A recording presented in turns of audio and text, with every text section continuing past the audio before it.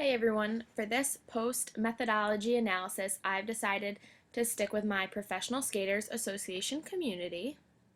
So first, we're going to briefly go over who the community is.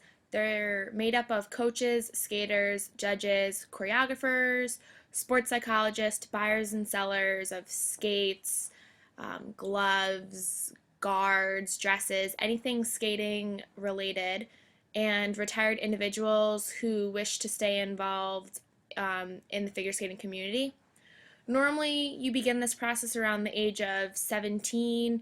That's usually when people start paying and signing up for their membership. However, there are some 14, 15, 16-year-olds who are right now just shadowing coaches and learning their way. And coaching can range up to over 70 years old. We have some American coaches right now that are, I believe, gearing 80, so the age range is quite far. They're bound by their love and knowledge of the sport, and they want to stay connected with their community. Their reason for getting together is to discuss the constant rule changes in figure skating. Every summer, new rule changes are suggested, and they're voted on by April 1st, and they go into effect on October 1st. They also get together because they share the common interest of watching the sport and watching their skaters succeed. The most common members of the Professional Skaters Association are coaches. As of 2012, there are over 5,000 registered coaches. So first we'll go over the creators. In 1938, there were 13 U.S. and Canadian coaches who formed together to form, the American Skaters Guild. And a couple years later, this organization was turned into the Professional Skaters Association. And today, we have Angela Riviello Stefano, who's the president, Scott Brown, Christine Fallow-Binder, and Forthy Cassini, who are the vice presidents. And I thought the mavens would be the PSA Board of Governors, committee chairmen, representatives, and coaches. They're really the people pushing to get others involved, especially coaches. I know it was always in the back of my mind to become a figure skating coach, but I never really did anything with it until my current coach really pushed me and told me that, I could always use it as a backup if I ever wanted to, and it's great to just have in your back pocket. So I definitely think coaches are the biggest connectors or mavens here.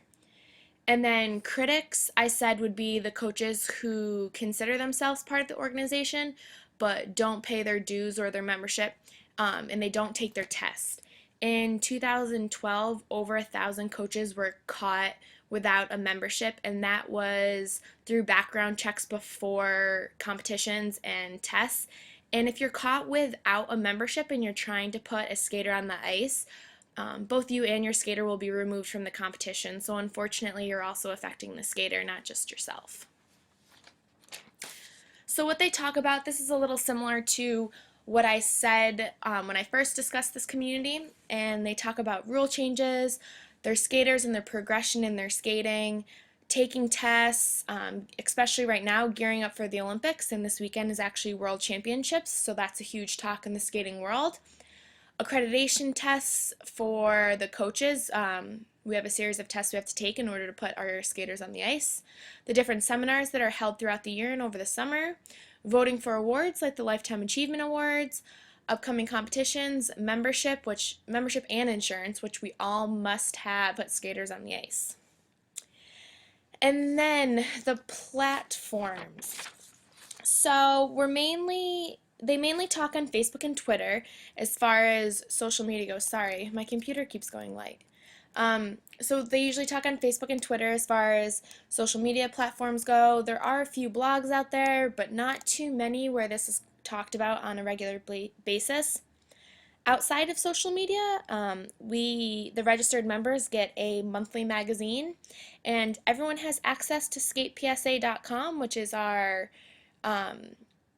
website.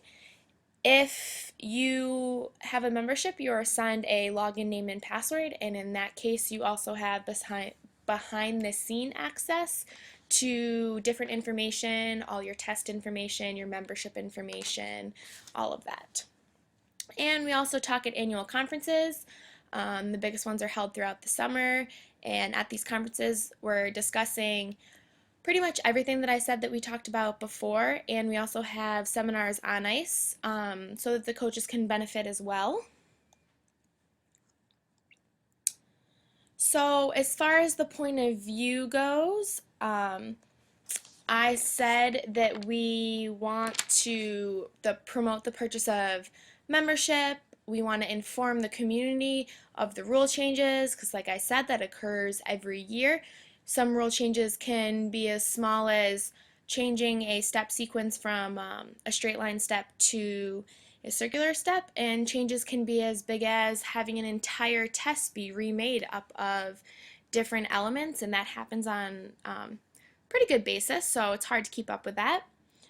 I want them to interact with each other, be more involved with the other coaches, and I want to promote the organization as a whole. So here are my goals. As far as support goes, I want them to share each other's experience, tips, and resources for better coaching. Maybe a coach knows a great way to teach their student a specific move that other coaches could benefit from, or know how to handle a distracted student. Coaches are the best people to turn to in this situation. I want them to talk more about rule changes, renewing membership, updating insurance. This past year at Nationals, actually, Jeremy Abbott was in the middle of a practice session, and another coach came up to him and his coach and told them one of the spins he had changed, he's no longer allowed to do, and if he were to do that spin, he wouldn't earn any points. And in a skating world, that's a huge thing. First and second place can be determined by tenths of a point, and eliminating a complete spin, you can lose up to 7 or 8 points. So that's a good way to communicate with each other, and I would really love to see that more. And then listening and learning. I want to know what the members of the organization are not getting from Facebook, Twitter, and the website. What kind of information is lacking there? What do they want to see more of? Is there a better way to communicate with each other? And what is the underlying, I should say, passion driving everyone? Why are people being coaches? What's motivating them to go to the rink every day? How do they motivate their students? All sorts of things. So my strategy is as follows for the PSA community. I want them to be better informed about the rule changes and ensure they're assisting each other with the understanding of the membership and competition and test rules, because those are huge. I want them to use the learning sources available to them on the Skate PSA website. The website has some great books for purchase, clips, and online tests to help advise coaches.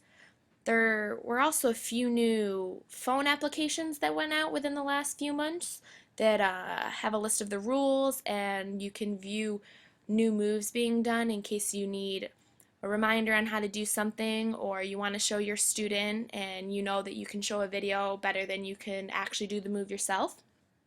And lastly, I want the community members to interact with each other and learn from one another in times of need. Like I said before, there's no better person to turn to than other coaches for questions and support. So that's all I have for the POS methodology so far. I hope you guys enjoy, and I'm looking forward to starting this.